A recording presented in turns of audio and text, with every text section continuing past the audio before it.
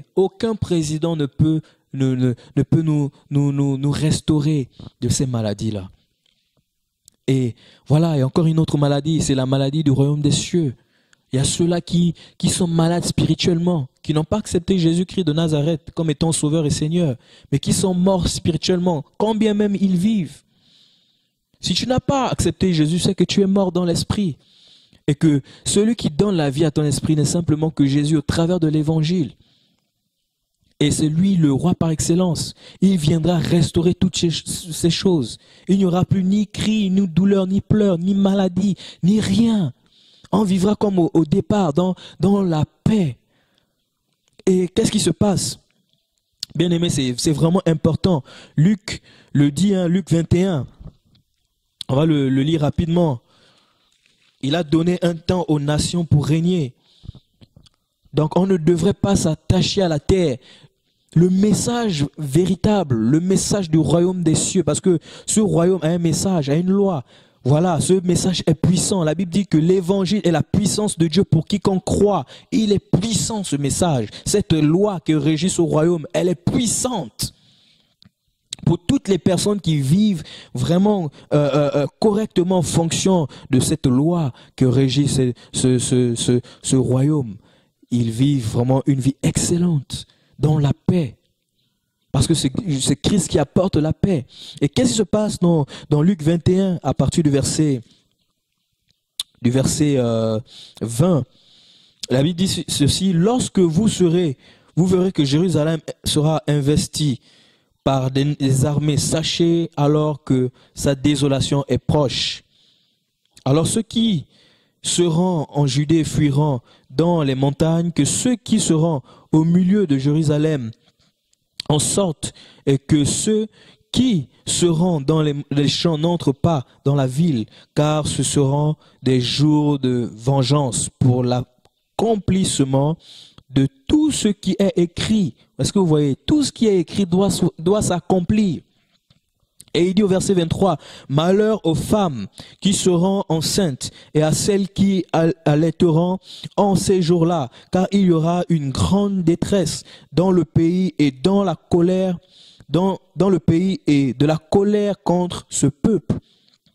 Ils tomberont sous le tranchant de l'épée, ils seront emmenés captifs parmi toutes les nations, et Jérusalem sera foulée aux pieds, car les temps, voilà, sera foulée aux pieds par les nations, jusqu'à ce que les temps des nations soient accomplis. » Est-ce que vous voyez un peu? Donc ce sont des prophéties vraiment, c'est-à-dire inconditionnelles, qui doivent forcément arriver.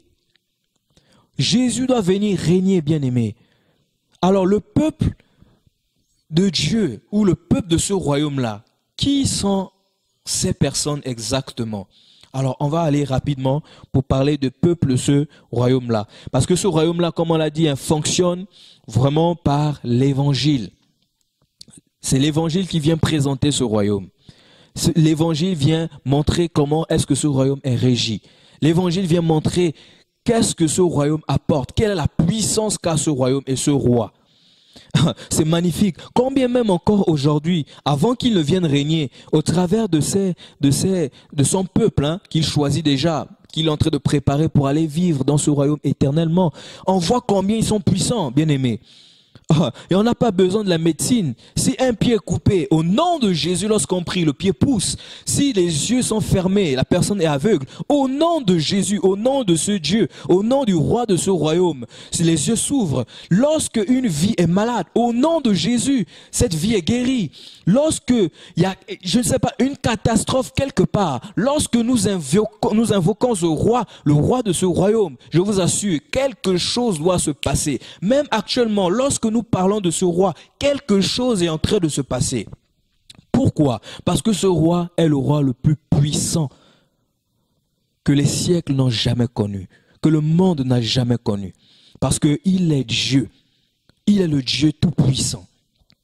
Et oui, et c'est lui que nous sommes en train de présenter ce soir. Alors, nous allons parler simplement de qui sont les personnes qui vivent tout simplement dans ce royaume, ou quelles sont les personnes qui vivent simplement dans ce royaume, ou qui ont été choisies, ou qui vont vivre dans ce royaume, tout simplement. On va prendre un passage, voilà, qui dans le livre de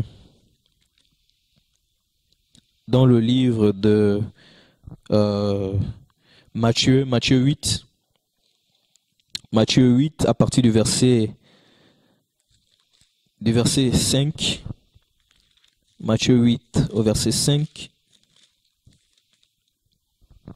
Matthieu 8 au verset 5. La Bible dit ceci. Comme Jésus entrait dans Capernaum, un centenier l'aborda, le priant et disant, Seigneur, mon serviteur est couché à la maison, atteint de paralysie et souffrant beaucoup. Jésus lui dit, j'irai et je le guérirai.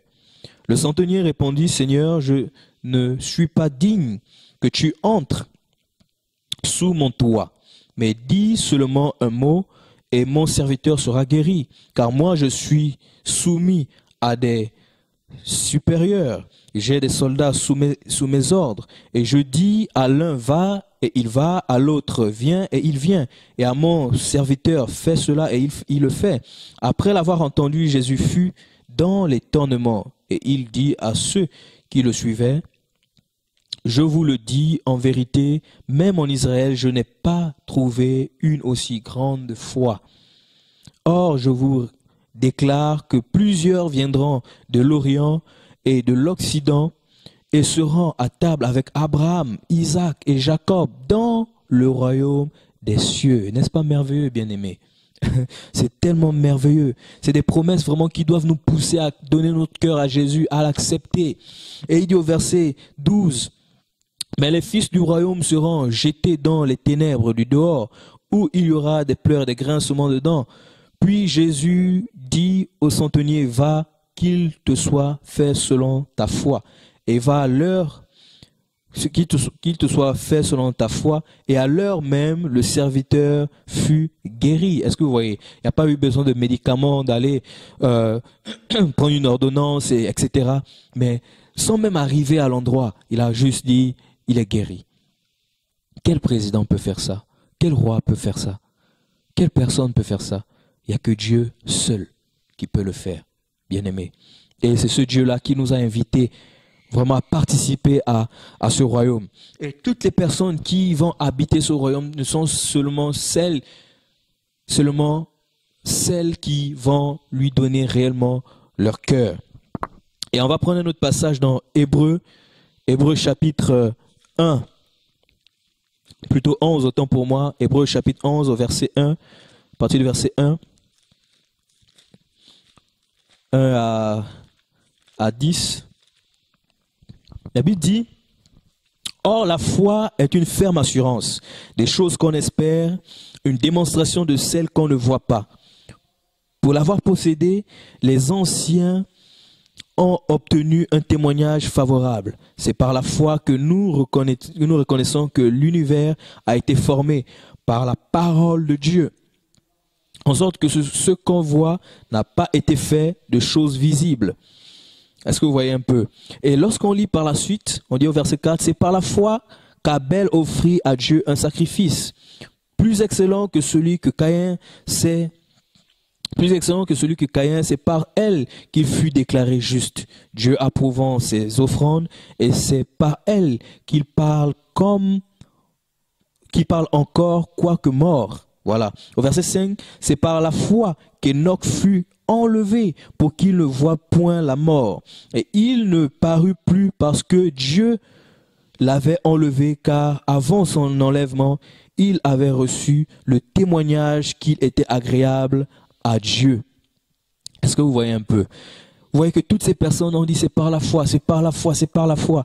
Et on dit par la suite encore, au verset 6, « Or sans la foi, il est impossible de lui être agréable.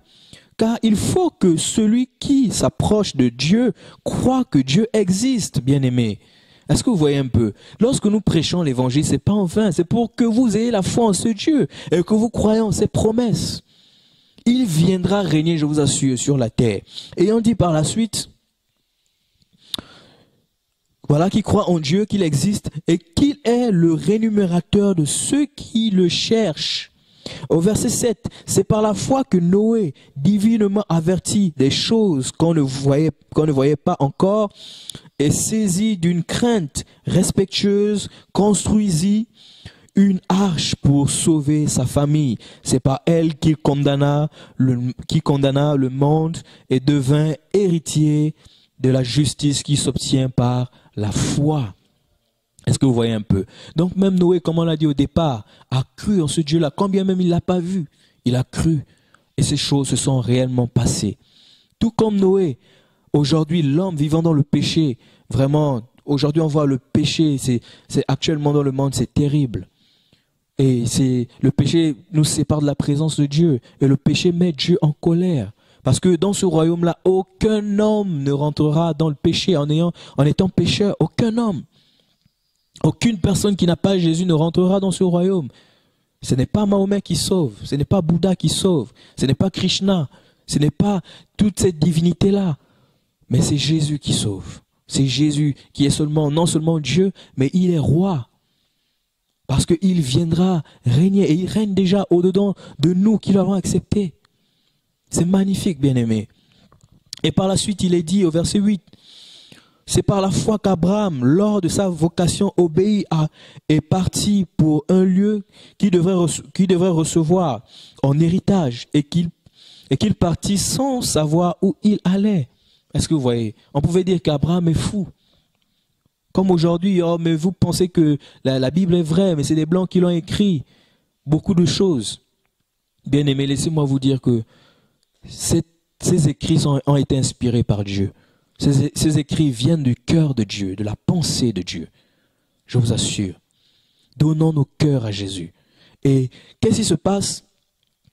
Il est dit au verset 9, c'est par la foi qu'il vint s'établir dans la terre promise, comme dans une terre étrangère, habitant sous des tentes ainsi qu'Isaac et Jacob, les cohéritiers de la même promesse, car il attendait la cité qui a de solides fondements, celle dont Dieu est l'architecte et le constructeur. Waouh! Est-ce que vous voyez que même Abraham attendait ça?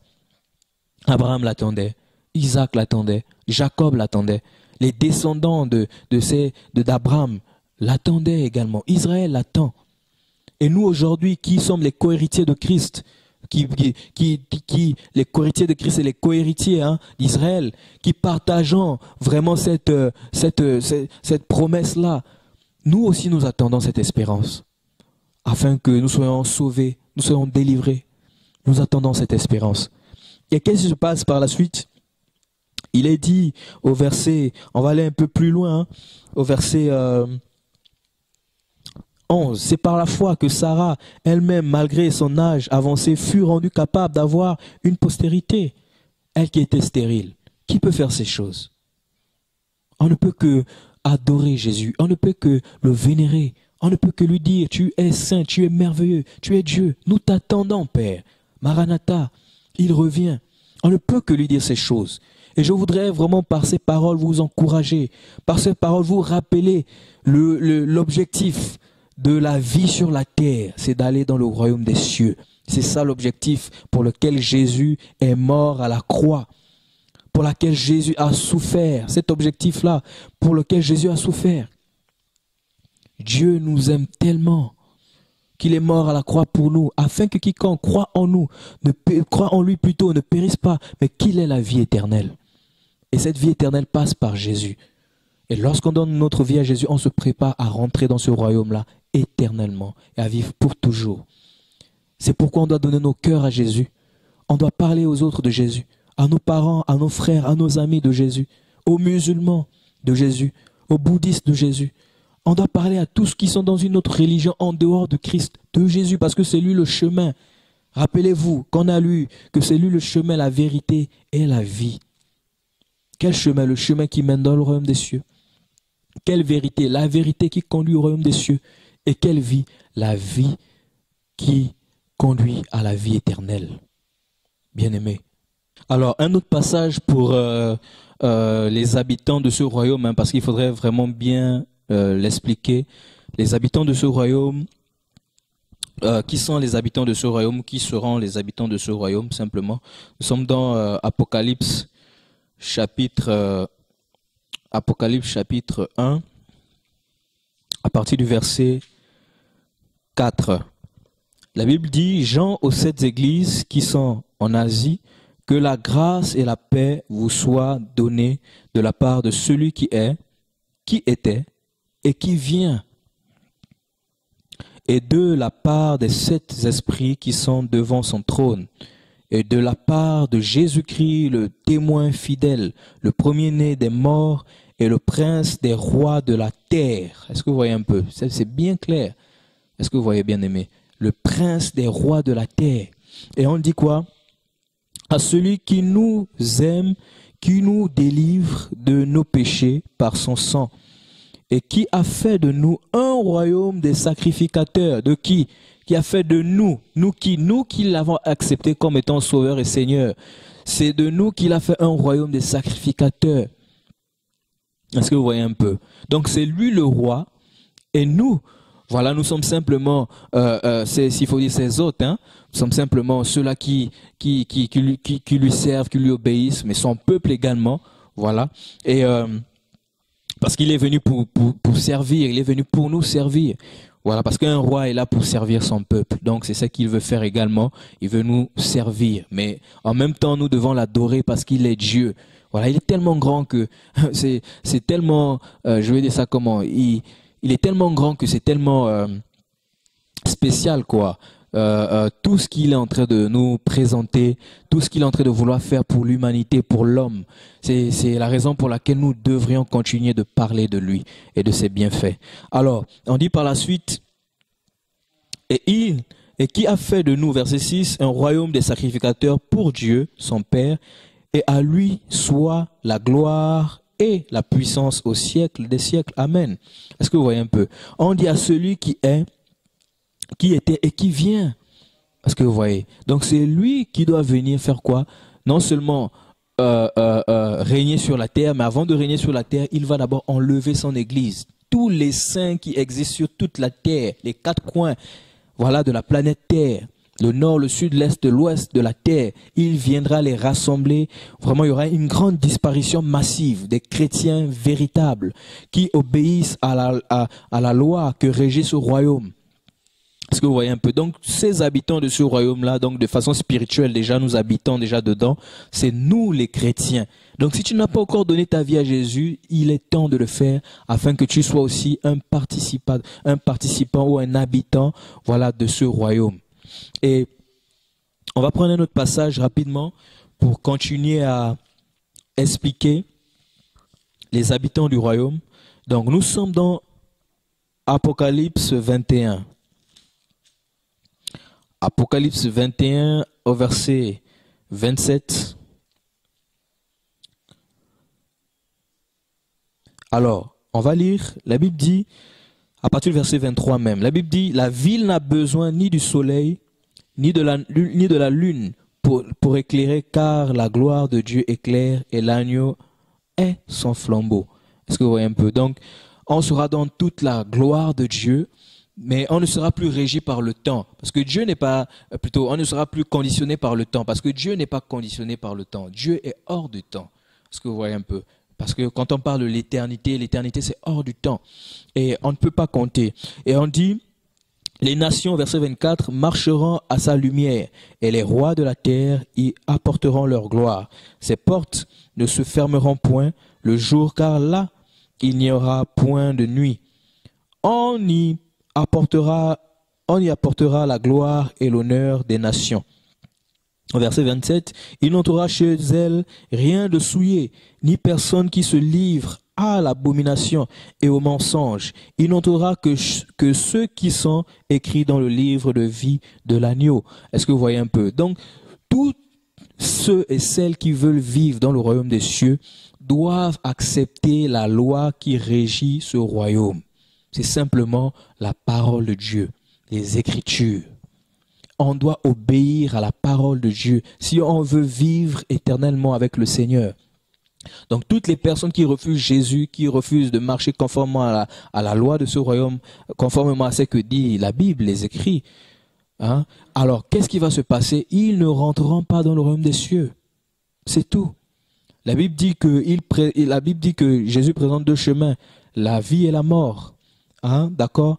Mais il conseille aux hommes de choisir la vie qui mène au royaume des cieux, la mort qui mènera en enfer. Parce que l'homme, lorsque un homme naît, c'est pour vivre éternellement. Parce qu'il a une âme, l'âme est éternelle. Est-ce que vous voyez un peu? Et cette âme-là a besoin vraiment de son Créateur. Donc si tu refuses Jésus comme étant Sauveur et Seigneur, c'est clair, tu iras vivre l'éternité en enfer. Parce que l'âme est éternelle. Le corps repartira sur la terre parce que le corps est poussière, l'esprit repart à Dieu. Mais l'âme qui est ta vraie personne, voilà, simplement, ira en enfer. Si tu n'acceptes pas Jésus comme étant Sauveur et Seigneur. Mais si tu l'acceptes et que tu vis faussement, tu vis dans le péché, tu vis dans la débauche, tu vis dans le mensonge, tu as une double vie. Si tu meurs dans cet état, tu iras en enfer également. Parce que Dieu n'est pas faux, Dieu est juste. Et ce royaume-là n'acceptera jamais des personnes souillées. Parce que ce royaume est saint. Tout ce qui habite là-bas sont saints. Et qu'est-ce que dit la Bible? Également, on va parler non seulement, comme je disais, de ce royaume, mais également de ce qu'il faut subir, ce que les habitants de ce royaume doivent subir avant d'y rentrer. Parce que Jésus a été le modèle par excellence. Il a subi la croix pour que nous participons, voilà, à cette belle histoire qui est simplement le fait de rentrer dans le royaume des cieux. Parce que servira-t-il à un homme de perdre son âme, voilà, de gagner tout le monde s'il perd son âme? Voilà ce que la Bible dit. Tu peux avoir toutes les richesses du monde. Tu peux vivre tout ce que tu veux sur la terre, être à l'aise, plaisant. Tu peux avoir tout ce que tu veux sur la terre. Mais si et seulement si tu ne donnes pas ton cœur à Jésus, ça ne servira à rien. La vie que tu as vécue sur la terre, tu iras en enfer.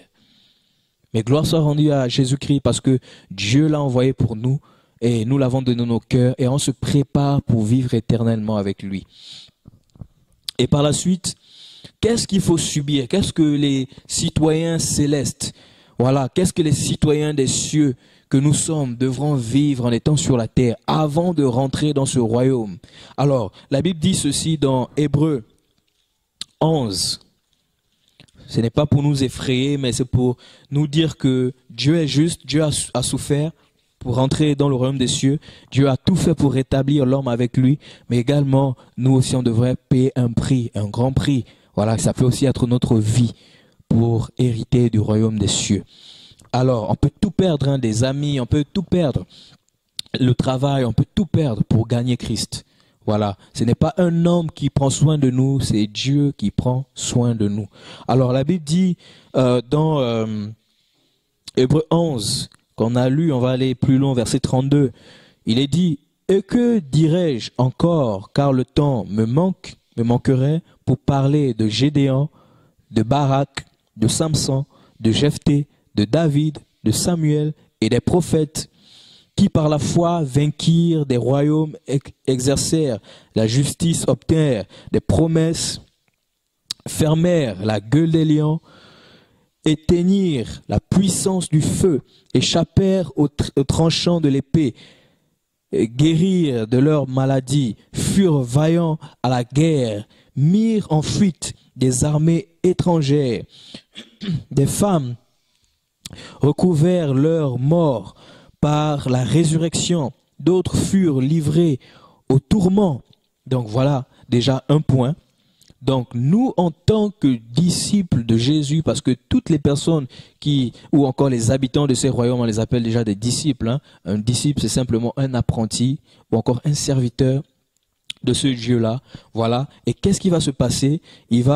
On va simplement, voilà, souffrir, hein, à cause du ciel, à cause du royaume des cieux, parce que Satan ne voudra pas nous laisser rentrer. Il y aura tellement de combats spirituels, physiques, il y aura beaucoup de choses qui vont y arriver. Voilà, pour ceux-là qui sont déjà dans le royaume des cieux, qui ont accepté déjà Jésus, voilà, en esprit, qui habite déjà vraiment physiquement peuvent le constater. Il y a des combats dans l'esprit, il y a des combats vraiment physiquement également, mais on peut aussi vivre. Voilà, comme la Bible dit, on peut être livré au tourment et afin d'obtenir une meilleure résurrection. Est-ce que vous voyez un peu? Livré au tourment et n'acceptèrent point de délivrance afin d'obtenir une meilleure résurrection. Parce qu'on va ressusciter. Après notre mort physique, on va ressusciter. La Bible dit, on aura des corps glorieux. Ressusciter pour aller où? Pour aller régner avec Christ pour l'éternité. Et la Bible dit encore par la suite, voilà, il dit d'autres subirent des moqueries. Alors, bien-aimé, tu vas subir également des moqueries. Lorsque tu as accepté Jésus-Christ dans ta vie, tu vas subir des moqueries de ton entourage, des personnes même qui t'aiment, qui te considèrent. Tu auras mal parce que pour y rentrer, c'est pas facile. Est-ce que vous voyez? C'est vraiment pas facile.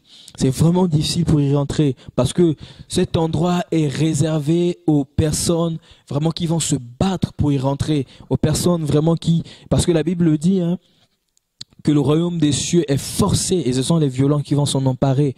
Voilà. Et d'autres subiront les moqueries, d'autres subiront le fouet, d'autres subiront les chaînes, d'autres subiront la prison. Et au verset 37, il est dit, ils furent lapidés, sciés, torturés, ils moururent tués par l'épée. Ils allèrent ça et là vêtus de peau de brebis et de peau de chèvre, dénués de tout persécutés, maltraités. Eux dont le monde n'était pas digne, errant dans les déserts et les montagnes, dans les cavernes et les antres de la terre. Tout cela à la foi desquels il a été rendu témoignage, n'ont pas obtenu ce qui leur était promis. Donc, simplement le royaume des cieux. Au verset 40, il dit, Dieu ayant vu quelque chose de meilleur pour nous, afin qu'il ne parvienne pas sans nous à la perfection. Est-ce que vous voyez un peu? Donc, c'est-à-dire qu'il y en a d'autres qui ont subi ces choses. Ils ont été sciés, ils ont été tués, ils ont été persécutés, ils ont été flagellés, frappés. Tout ça pour le royaume des cieux. Ils ont été dans la moquerie, ils ont été traités de tout, de faux même. Tout ça pour obtenir le royaume des cieux. D'autres même se sont séparés de leur famille pour gagner Christ. Nous n'encourageons pas les gens à se séparer de leur famille. Mais simplement, si on veut nous empêcher de rentrer dans le royaume des cieux, alors on devrait faire un choix. Soit notre famille, soit Christ. Voilà. C'est ça la parole de Dieu. C'est ça la loi qui régit cette nation ou ce royaume. Parce que nous sommes, voilà, tout simplement des hommes qui nous préparons à rentrer dans ce royaume. Et alors, que nous réserve ce royaume aujourd'hui? Est-ce que vous voyez un peu? Que nous réserve ce royaume? Qu'est-ce qui se cache dans ce royaume qui fait en sorte que les hommes subissent le fouet? Qui fait en sorte que les hommes subissent vraiment le mépris, les insultes, les moqueries? Qu'est-ce qui fait en sorte que les hommes subissent toutes ces choses, qui perdent même vraiment leur position sociale parce qu'ils veulent gagner Christ, qui refusent même de se corrompre parce qu'ils veulent gagner Christ? Ils n'ont pas à manger, ils n'ont pas à boire, ils n'ont pas de quoi payer leur loyer parce qu'ils veulent gagner Christ. Est-ce que vous voyez un peu? Et c'est Christ qui vient prendre soin d'eux, les aider à payer le loyer, les aider à vivre. Et Christ prend soin de leur vie spirituelle et de tout ce qui est physique. Parce qu'il est fidèle. Alors, qu'est-ce qui se passe dans ce royaume? Qu'est-ce qu'il y a exactement dans ce royaume? Quelles sont les promesses qu'il y a dans ce royaume? Alors, Apocalypse chapitre 2, qu'est-ce que Dieu nous réserve, voilà, pour ce royaume? Alors, on va le lire dans Apocalypse chapitre 2 à partir du verset 7. Il est dit que celui qui a des oreilles entende ce que l'Esprit dit aux églises. À celui qui vaincra, je donnerai à manger de l'arbre de la vie qui est dans le paradis de Dieu. Waouh! L'arbre que Adam voulait manger lorsqu'il a péché, que Dieu l'en a empêché par les chérubins, pour que l'homme ne vive pas éternellement dans le péché. Mais Dieu dit qu'il va nous faire manger ce fruit, pour que nous rentrons dans l'éternité, dans le paradis de Dieu. Waouh, n'est-ce pas merveilleux, bien-aimé? Dieu nous fait cette promesse-là. Il dit à celui qui vaincra, qui parle de vaincre, parle de combat. Il y aura un combat qui aura acharné sur la terre. Et ce combat-là, c'est ce que nous venons à peine de citer, hein, déjà contre la puissance des ténèbres, dans Éphésiens chapitre Éphésiens 11, plutôt Éphésiens 6, 11. Et on va se rendre compte que la Bible va nous dire que ce n'est pas contre la chair et le sang que nous devons lutter, mais contre la puissance des ténèbres, contre les principautés, les dominations, contre les esprits méchants dans les lieux célestes. Voilà, qui sont contre les disciples de Jésus, qui sont contre Christ. Dans Apocalypse chapitre 12, on dit qu'il y a eu une guerre dans le ciel, à partir du verset 7, je crois. Il y a eu une guerre dans le ciel entre l'armée du ciel, donc de Dieu, les anges et Satan. Et Satan ne fut pas vainqueur avec son armée, il fut précipité sur la terre. Et la Bible dit malheur aux hommes car Satan est animé d'une grande colère. Voilà, parce qu'il veut tout gaspiller, parce qu'il a perdu sa position dans le ciel. Et Dieu veut nous la donner. Dieu veut nous donner une position plus excellente que celle qu'il a reçue. Alors, c'est, comme on dit, à celui qui vaincra, c'est à celui-là qui va résister à tous les combats. Le combat contre la chair, le combat contre la puissance des ténèbres, le combat contre les hommes. Parce que les hommes viendront physiquement pour nous insulter, pour nous battre, mais on devrait garder le fruit de l'esprit, le caractère de Christ, pour ne pas rendre coup pour coup. Voilà, parce que si tu commences à dire je vais rendre coup pour coup, tu n'es plus dans la pensée de Dieu. Tu es sorti de la pensée de Dieu. Un véritable serviteur de Dieu ne rend pas coup pour coup. Il encaisse et il bénit. Et c'est comme ça que Dieu est en train de nous former pour que nous puissions rentrer dans le Saint des Saints. Et qu'est-ce qui se passe encore par la suite? Quelles sont ces promesses au verset 11? Il est dit que celui qui a des oreilles entende ce que l'Esprit dit aux églises. Celui qui vaincra n'aura pas à souffrir la seconde mort. Alors bien aimé, c'est magnifique. C'est quoi la seconde mort? La Bible nous parle de l'enfer et la Bible nous parle de la seconde mort. L'enfer n'est simplement que Hadès, c'est un démon qui garde les hommes qui n'ont pas accepté Jésus-Christ de Nazareth dans leur vie comme étant Seigneur et Sauveur, qui ont refusé d'accepter Dieu, qui ont refusé de marcher selon les principes bibliques. Et après leur mort, ils se sont retrouvés malheureusement en enfer pour l'éternité. Pour l'éternité. Donc, on voit d'abord ce passage-là, voilà, qui est simplement l'enfer, qui va emmener ensuite dans les temps de feu. Est-ce que vous voyez un peu? Les temps de feu n'est simplement que la seconde mort. Là où les hommes, tous les hommes, et Satan même, hein, et ses démons, iront pour l'éternité, brûler en enfer. Brûler plutôt dans les temps de feu, parce que l'enfer, c'est le premier stage. Et le stage définitif, lorsqu'il y aura la fin du monde, ce sera tout simplement dans les temps de feu, la seconde mort. Et lorsqu'il y a la seconde mort, je vous assure, bien aimé, on ne peut plus revenir, on ne peut plus demander pardon à Dieu, parce que Dieu accorde simplement le pardon aux hommes, c'est sur la terre. Mais ici, il nous fait cette promesse-là. À celui qui vaincra, il n'aura pas à souffrir la seconde mort. Donc on ne souffrira pas la seconde mort. On sera peinard, bien-aimé, avec le Seigneur, dans le Saint des Saints, dans le paradis de Dieu. Et on dit encore par la suite, au verset 17, voilà encore une autre promesse, que celui qui a des oreilles entende ce que l'Esprit dit aux églises. À celui qui vaincra, je donnerai de la manne cachée, et je lui donnerai un caillou blanc. Et sur ce caillou est écrit un nom nouveau que personne ne connaît, si ce n'est celui qui le reçoit. Bien-aimé, il y a un caillou qui t'attend. Ce n'est pas n'importe quel caillou. C'est un caillou où il y aura inscrit ton nouveau nom. Un nom nouveau. Un nom que Dieu t'a réservé, bien-aimé. Ce sera un caillou spécial. Et tu vas manger la manne de Dieu, le pain de Dieu. Ce sera magnifique. Non seulement on va manger de l'arbre de la vie éternelle, mais aussi on va manger de cet arbre-là. On va échapper à la seconde mort. Mais on aura aussi notre caillou blanc où sera marqué notre nom nouveau. C'est magnifique. C'est qui nous est réservé dans le royaume des cieux, bien-aimés. Regardez encore ce que la Bible dit au verset 26. On va lire. La Bible dit, à celui qui vaincra et qui gardera jusqu'à la fin mes œuvres, je donnerai autorité sur qui? Sur les nations. Waouh! Vous voyez un peu? Comme je le disais, on va régner sur la terre avec Christ pendant 1000 ans. C'est écrit, bien aimé. On va peut-être, par la grâce de Dieu, on va peut-être le présenter rapidement un passage, mais c'est écrit. Donc, il donnera l'autorité sur quoi? Sur les nations. Est-ce que vous voyez un peu? Il dit encore par la suite, il les pètera avec une verge de fer, comme on brise les vases d'argile, ainsi que moi-même, j'en ai reçu le pouvoir de mon Père, et je lui donnerai l'étoile du matin. Que celui qui a des oreilles entende ce que l'Esprit dit aux églises. Donc Christ va nous donner vraiment l'autorité de régner sur les nations. Donc on va régner sur les nations pendant 1000 ans, le millénium, bien aimé. Alors, il est dit quoi ici?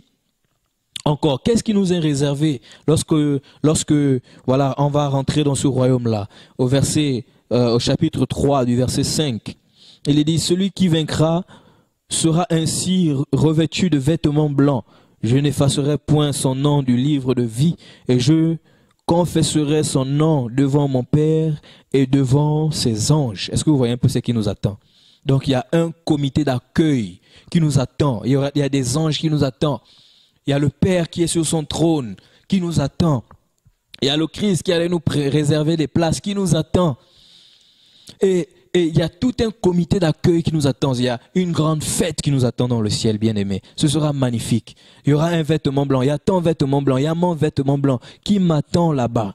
Déjà spirituellement, quand Christ nous regarde, si nous marchons dans la sainteté, on a déjà ce vêtement blanc. Et ce sera magnifique, bien-aimé. Et on sera honoré parmi les saints, parmi tous les autres. Et on vivra ces choses, c'est magnifique. On va encore lire, ce que Dieu nous réserve. Alors, au verset 11, « Je viens bientôt, retiens ce que tu as, afin que personne ne prenne ta couronne. » Waouh! Donc, il y a une couronne aussi qui m'est réservée. Il y a une couronne aussi qui t'est réservée, bien-aimé. Si nous travaillons sérieusement pour le Seigneur, et si nous nous battons pour lui plaire jusqu'au bout, jusqu'à la fin, il y a une couronne qui nous est réservée, bien-aimé. Il y a une couronne, il y a un caillou blanc, il y a un vêtement blanc, il y a le fruit éternel au paradis qui va nous confier la vie éternelle. On va échapper à la seconde mort. Mais regardez toutes ces bénédictions-là, toutes ces promesses, c'est magnifique. Qu'est-ce qui nous attend encore dans ce royaume? Regardez, la Bible dit au chapitre, toujours dans le même chapitre, au verset 21, il dit ceci. Celui qui vaincra, je le ferai asseoir avec moi sur mon trône, comme moi j'ai vaincu et me suis assis avec mon Père sur son trône. Waouh! Est-ce que vous voyez un peu? Il y a des trônes qui nous attendent. On va s'asseoir sur des trônes. Qui dit trône parle de couronne. Qui dit couronne parle de trône. Mais il y aura un trône au-dessus de nos trônes. Il y aura une couronne au-dessus de nos couronnes. C'est simplement Dieu lui-même qui aura tout ce privilège. Est-ce que vous voyez un peu? Donc lorsqu'on regarde toutes ces choses, on est tellement émerveillé. Et on va au chapitre, par la grâce de Dieu, au chapitre 21, à partir du verset 9, il est dit ceci. Puis, un des 7 anges qui tenait les 7 coupes remplies des 7 derniers fléaux vint et il m'adressa la parole en disant, viens, je te montrerai l'épouse, la femme de l'agneau. Il me transporta en esprit sur une grande et haute montagne, et il me montra la ville sainte, Jérusalem qui descendit du ciel d'auprès de Dieu, ayant la gloire de Dieu. Est-ce que vous voyez un peu ce qui nous attend? Jérusalem qui descend du ciel, ayant la gloire de Dieu. Donc ce sera magnifique. Au verset 11, on dit, son éclat était semblable à celui d'une pierre très précieuse, d'une pierre de jaspe, transparente comme du cristal. Elle avait une grande et haute muraille. Elle avait 12 portes, et aux portes 12 anges, et des noms écrits, ceux des 12 tribus d'Israël, des fils d'Israël. Alors à l'Orient, 3 portes, au nord, 3 portes, au midi, 3 portes, et à l'Occident, 3 portes. La muraille de la ville avait 12 fondements, et sur eux, les 12 noms des 12 apôtres de l'agneau. Regardez comment c'est merveilleux. Donc on se rend compte que les 12 apôtres de l'agneau n'ont pas travaillé en vain. Pierre n'a pas travaillé en vain, Jean n'a pas travaillé en vain. Nous aussi, on ne va pas travailler en vain, bien-aimés. On ne travaille pas en vain. Vous voyez que c'est déjà inscrit dans la pensée de Dieu. Dieu aime récompenser l'effort des uns et des autres, le travail des uns et des autres, la soumission des uns et des autres, l'obéissance des uns et des autres. La Bible dit l'obéissance vaut mieux que les sacrifices. Et par la suite, il est dit au verset 15, celui qui me parlait avait pour mesure un roseau d'or, afin de mesurer la ville, des portes et sa muraille. La ville avait la forme d'un carré, et sa largeur était égale à sa largeur. Il mesura la ville avec le roseau, et trouva 12 000 stades. La longueur, la largeur et la hauteur en étaient égales. Il mesura la muraille et trouva 144 coudées de mesure d'homme, qui était celle de l'ange. La muraille était construite en jaspe et la ville était d'or, puis semblable à du verre pur. Non mais c'est magnifique, bien-aimé. Comment est-ce que, lorsqu'on regarde même l'or, à la vue de l'or et du diamant, à toutes ces, parce que le jaspe, c'est le diamant, c'est une pierre précieuse. À la vue de ces choses, on tombe amoureux, bien-aimé. Physiquement, humainement parlant, lorsqu'on regarde ces choses, on dit, waouh, mais c'est tellement beau, c'est tellement merveilleux. Regardez où on va vivre. Ce n'est pas la blague, ces choses, la vie éternelle. Alors, il est dit par la suite, la muraille était construite en jaspe et la ville était d'or pur, semblable à un verre pur. Les fondements de la muraille de la ville étaient ornés de pierres précieuses, de toute espèce. Le premier fondement était de jaspe, le deuxième de saphir, le troisième de chalcédoine, le quatrième d'émeraude, le cinquième de sardonyx, le sixième de sardoine, le septième de chrysolite, le huitième de béryl, le neuvième de topaze, le dixième de chrysoprase, le onzième d'hyacinthe, le 12e d'améthyste. Est-ce que vous voyez un peu tout ça? Au verset 21, on dit, les 12 portes étaient 12 perles. Oh Jésus. Chaque porte était d'une seule perle. La place de la ville était d'or pur comme du verre transparent. Je ne vis point de temple dans la ville, car le Seigneur Dieu Tout-Puissant est son temple ainsi que l'agneau. Mais regardez combien de fois c'est magnifique. Là, on nous parle de la ville sainte. Et on dit que Dieu lui-même est le temple. Donc, c'est-à-dire, il sera là et on va l'adorer pour l'éternité. Et on dit par la suite, la ville n'a besoin ni du soleil, ni de la lune pour éclairer, car la gloire de Dieu éclaire et l'agneau est son flambeau. Est-ce que vous voyez, nous on a besoin du jour et de la nuit pour éclairer, de la lune plutôt, et du soleil pour éclairer, du jour et de la nuit, pour nous parler aussi de l'aspect du temps. Or avec lui, il est cette lumière, il n'y aura plus cet aspect du temps.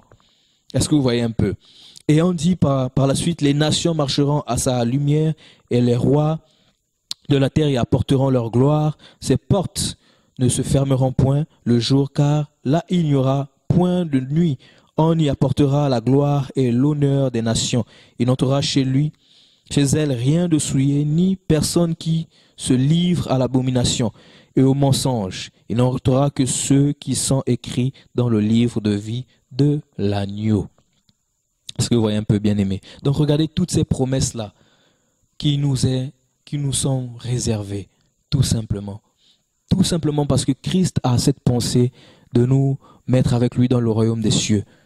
Donc le millénium se fera bel et bien, parce que la Bible en parle. Voilà. Lorsqu'on regarde Apocalypse chapitre 19, Apocalypse chapitre 19, à partir du verset 11, la Bible dit ceci: Puis je vis le ciel ouvert, et voici parut un cheval blanc. Celui qui le montait s'appelait Fidèle et Véritable, et il juge et combat avec justice. Ses yeux étaient comme une flamme de feu, sur sa tête étaient plusieurs diadèmes. Il avait un nom écrit que personne ne connaît si ce n'est lui-même. Et il était revêtu d'un vêtement teint de sang. Son nom est la parole de Dieu. Est-ce que vous voyez un peu? Donc la parole de Dieu, c'est Jésus. Et par la suite, il est dit, les armées qui sont dans le ciel le suivaient sur des chevaux blancs, revêtus d'un fin lin blanc pur que nous allons porter. Donc ces armées-là, on voit les anges, on voit aussi les saints. Et on dit, de sa bouche sortait une épée aiguë pour frapper les nations. Et il les pètera avec une verge de fer. Pourquoi il va venir frapper les nations? Parce que comme on le disait au préalable, il a laissé un temps aux hommes pour régner, aux nations de régner, jusqu'à ce que le Shiloh paraîtra, jusqu'à ce que le Shiloh reviendra. Est-ce que vous voyez un peu? Il reviendra faire quoi? C'est-à-dire, il reviendra régner sur la terre. Et la Bible dit qu'il posera son pied sur le mont des Oliviers. Et lorsqu'il va poser son pied sur le mont des Oliviers, c'est pour venir arrêter la troisième guerre mondiale, qu'on appelle l'Armageddon. Et après ça, il va juger les nations. Et lorsqu'il va finir par juger les nations, on va régner avec lui sur la terre pendant 1000 ans. La Bible dit que Satan sera enchaîné pendant 1000 ans. Un ange viendra enchaîner Satan et il va le lancer dans un tunnel. Voilà, il sera dans une grotte pendant 1000 ans parce que c'est lui qui séduit les nations, celui qui apporte vraiment la perversité sur le monde, le mal sur le monde. Mais Christ viendra régner sur la terre pendant 1000 ans pour accomplir la parole que Dieu avait libérée, que Jacob avait libérée, que Michée avait libérée, qu'Ésaü avait libérée, que Daniel avait reçu de la part de Dieu, de l'ange, de comment il s'appelle, de l'ange Gabriel. Et voilà toutes ces promesses-là qui sont en train de s'accomplir. Et Dieu est en train de nous préparer vraiment à cette belle histoire. C'est vraiment merveilleux, bien-aimés. Je vous assure. Et on sera là, on va régner. Peut-être que je vais gouverner une ville ou 2 villes, je ne sais pas. Dieu lui-même, il sait. Peut-être que tu vas gouverner, je ne sais pas, 3, 4 villes, je ne sais pas.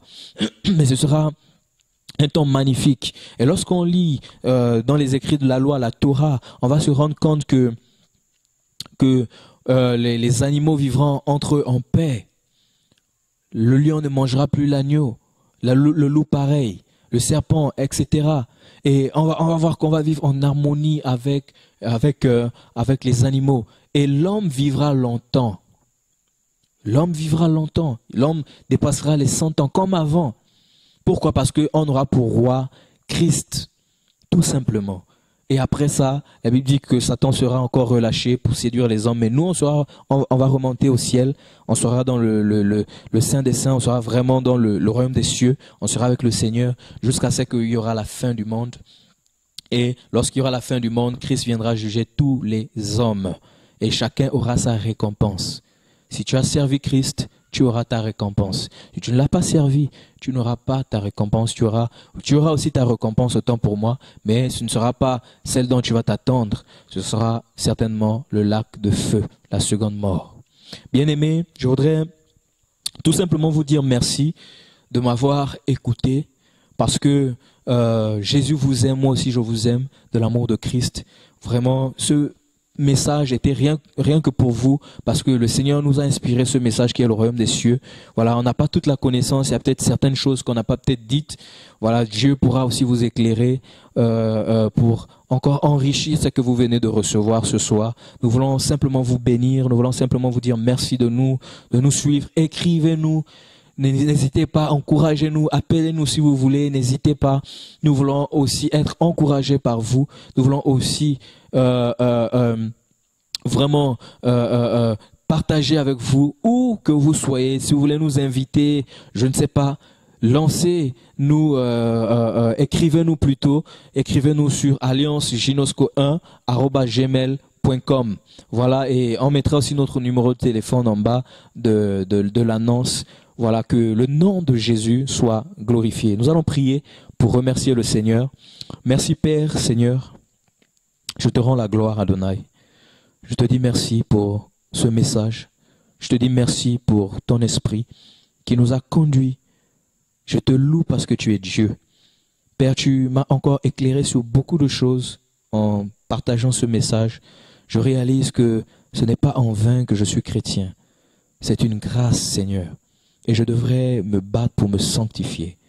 Père, je prie également pour mes frères et sœurs qui nous suivent. Je prie dans le nom de Jésus que tu les fortifies.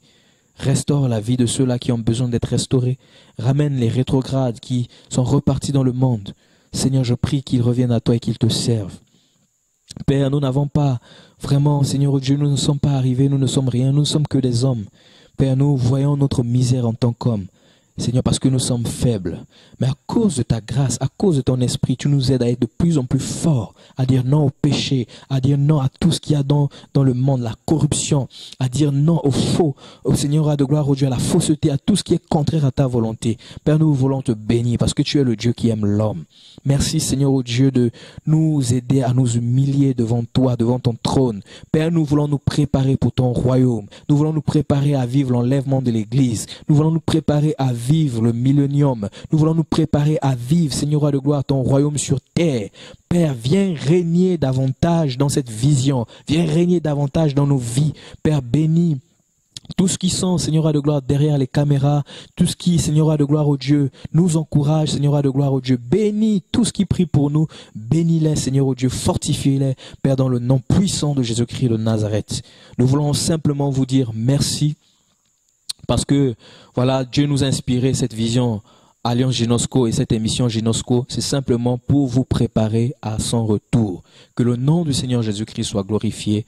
Merci et à la prochaine.